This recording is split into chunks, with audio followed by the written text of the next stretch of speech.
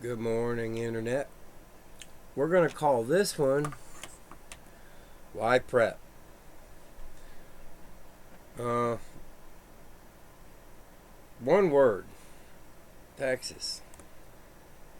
I just put up a video talking about what all's going on in Texas, and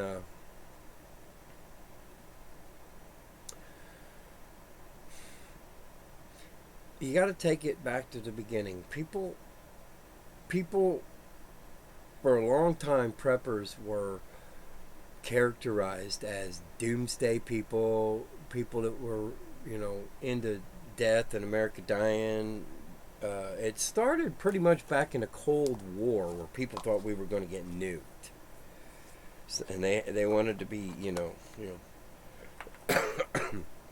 make sure they, and if there was a breakdown of society, could you survive and whatnot. Fast forward a little bit, we seen things like well, Hurricane Katrina. New Orleans just got decimated, and the people there didn't have no food on hand, no first aid on hand, no, they didn't have their stuff on hand, and it ended up being a very bad, terrible situation. So it's not just anti-government types that should be preppers. It's everyone. You never know when you're going to hit a blizzard. You never know when it's going to be a natural disaster, a non-natural disaster, a political, or in today's world, the very real prospect of a political disaster, which is what Texas is, where essentially the federal government forced Texas to stop producing power, and then forced rolling blackouts, and then forced Texas to first buy their power at 10 to 20, 10 to 1,000 times the rate from other states before they make their own power. Because why? Shit, who knows? I think it's because they said they wanted to hold a vote to see if they wanted to secede or not, and the government decided to prove something to them. But that's not the scope of this video. This video is about the why of prepping. We know that there's all kinds of situations where it can get bad. What you're essentially preparing for is a breakdown of social services, breakdown of law enforcement, breakdown of the standard transportation of goods and services that brings food to your grocery stores, a breakdown of civil unrest. You know, we put a lot of faith in our society and its ability to just in time provide or have resources available to all its citizens. And when you got a country that's not trying to crush you to change your form of government, religion, and complete system of personal beliefs like they're doing, everything worked fine. Always food at the grocery store. Everything was in stock. Always was and stayed that way. But now we've got, for whatever reasons, things breaking down. And that's what prepping is supposed to be an insulation against. Well, if the world goes to heck in a handbasket, what do? Go to our food stores. So, why be a prepper? Because things can happen. It's nobody's fault. And unless you want to die, you have to acknowledge there'll be times when there won't be food on the grocery store shelves, or other supplies too. So once you've looked around in this world that's like something out of, it's like down at the bottom of the rabbit hole of Alice in Wonderland, okay, I've got to start prepping. Well, number one, you're way too late. You should have done had. But you have to start thinking to yourself, okay, what do I prep? What do I plan for? What do I depend on a daily basis? First and foremost, food and water, both of which are necessary to survive. I'll do a video on each one of these. When it comes to food, you need to have storable food that'll stay safe for as long as you intend for it to stay safe for. Should be rotating it. As far as water, you need to acknowledge that when the power goes out, so does the water coming out of your faucet. So you have to know where the water's at and how to clean it and make it safe for you and your family to drink. Shelter. You might not think it's such a big thing, but it is. Do you got a bug out? Do you got a tent to keep you out of rain? Do you have some way to stay out of snow and keep yourself warm? That's, not even about it. There's power. Do you have an alternate power source? Do you have a way to cook if the power goes out and the natural gas that the utility provided natural gas shuts off? Do you have a way to survive? Are you rural like we are and are on propane? Do you have plenty of stores of propane? Which is a problem for a lot of people. It's a problem for me right now. I've got a lot of work to do still. Food, water, shelter, power. Because you have to make plans. You have to have a plan. Okay, in the event we do this. In the event of this, we do that. Do you have an alternate place to go if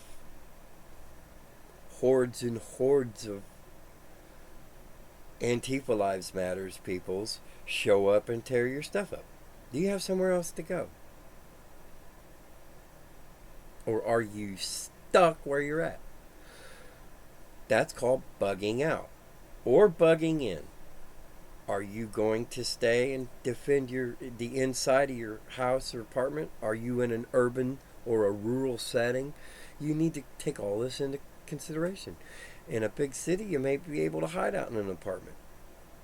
That's called bugging in. But you need self-defense. That could be sticks. That could be knives. That could be all kinds of things. There's OPSEC, operational security. That's putting a piece of fishing line across the floor of a hallway, so you know if somebody comes walking up that hallway. Especially like if you're at the end of the hallway or something in an apartment, or if you have a house and string fishing line up around the entrances and exits of the property that's not fenced, or if it's not fenced, you use like really fine fishing wire that's almost invisible, and someone walks by it, boom, rings the bell, you know they're there, or shakes cans or does whatever, however you design your system. It could be simple 200-year-old technology. It could be cams, the motion sensor, you walk by, turn lights on type things. It could be anything, but you need to know if somebody's around somebody's on your property, or somebody's coming to get what's inside your house. If you've gotten to the point where you've got food stores, then you have to be able to protect them. And of course, there are also firearms. Now, I don't advocate having firearms illegally. If your state says you have to register them, do so. The state we live in, you don't have to. The county we live in is a 2A sanctuary county. So, they're not going to come and get the guns here. The feds will have to do it. But the whys of prepping, you're never going to know why. What to prep? Well, like I said, you got to be able to, you got food, water, shelter, clothing. Make sure you have plenty of clothing. Make sure you have Arctic gear in the winter.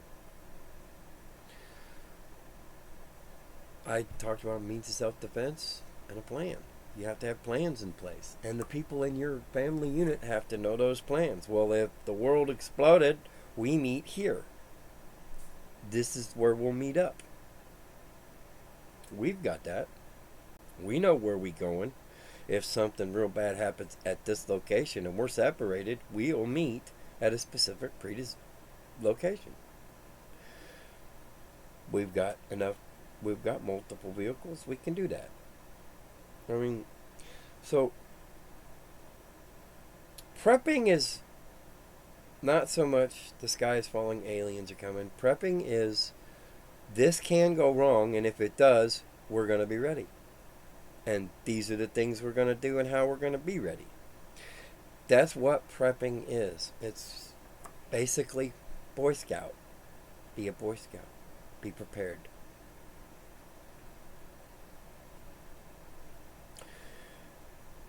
Takes money, takes planning, it takes time. You need to have, what if the cell phones towers go out? Do you have a shortwave radio? Do you have a means of communication without cell phone towers or internet? For me, those two things are synonymous. So, do you? The idea of why prep is pretty much a given, because anything can happen. And with this pandemic and the natural disaster it just went in Texas, with the way the things in the government are going, just thinking about what if you're a good upstanding snowflake Democrat and they miscategorize you and come after you anyway? What are you gonna do? You get lumped in with all of us conservative Constitution loving Christian patriots. Oh, God forbid. We're deplorable, right? Well, you never know what's going to transpire to cause you to need more than a day or two's food and water on hand. You never know what's going to transpire to be able to. Well, here, I'll show you. My cell phones go out, I use this. Oh, see? It's a little thing from Walmart. Press it. Tells you how percentage it is that it's ready to charge a phone. And this bad boy will charge 6 cell phones to full. It'll charge the same cell phone 6 times. See how I inverted that? I'm a mathematician. So, yeah. It's basically common sense. Why prep? Because shit happens. Doesn't even have to be. It could be a personal emergency for you.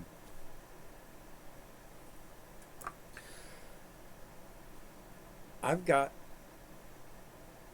6 to 8 months of food for the 3 of us. Prepped. I've got a way to clean water. I've got solar power.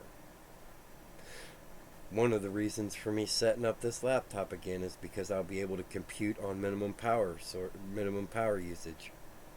Take a lot less power to run this laptop than it will a desktop computer and run it through a smart TV like we do. Or, PlayStations use a lot of power, but you can barter around on a computer, play games. I'm just saying. You gotta think about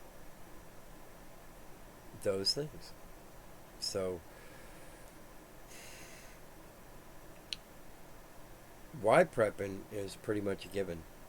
How to prep, I'm gonna go into different. I'm gonna make a different video for each subject of prepping at some point in time. But this is why prep. Life happens. Stuff goes wrong. You're gonna have to be ready. I'd rather have the food and just rotate it than not have the food and have to beg for it, because given this new COVID thing and Cerveza bug. Food pantries are even running out of food. I don't want to be starving. I sure as hell don't want to eat people or dogs or cats. So I have stuff ready. I can survive. The propane thing would be tough for me. And if the power grid goes out, but I'll survive. Will you? That's the idea of prepping. Will you? If if anything out of the normal of your normal daily routine gets turned upside down, will you survive? If there's no food on the grocery store shelves, or no electricity, or no gasoline to drive your car to get there, will you survive? Do you know where water is? Do you know where clean water sources are? Do you know where dirty water sources are? And do you know how to clean them? And do you have the apparatus necessary to do so? I mean, in that respect, why prep is just pretty much a given. Because shit happens. It's not because aliens landed, or we got hit by an asteroid, or the government got taken over by communists, or there's a shortage of food because that we're in grand solar minimum. Food's going to be decreasing anyway. Grand solar minimum means less energy from the sun, and that's not even talking about all the shit they're spraying in the clouds to reflect sunlight to try to lower global warming, which in its own self is a stupid concept because this planet's cyclical. And nobody has an ounce of common sense. But there it is. So anyway, at the end of the day, why prep? Because I said so. Do it. You'll be thankful someday. And if not, what's the big deal? Rotate your food. Be able to clean water. So wrong with that. Cities order boil orders all the time. How you do that if you're out of gas and electricity? I mean, come on. It's a given. So, why prep? I'm going to do a whole series on prepping, but why? Because it just makes sense. So do it. I said so, so you therefore must do it. Have a good day. Be cool. Know that we love you guys. Take it easy. And we'll see how this laptop's working. See, this is a Windows laptop that I've installed Linux on, so everything's an experiment in long scripts and keyboard commands. So fun. Take it easy.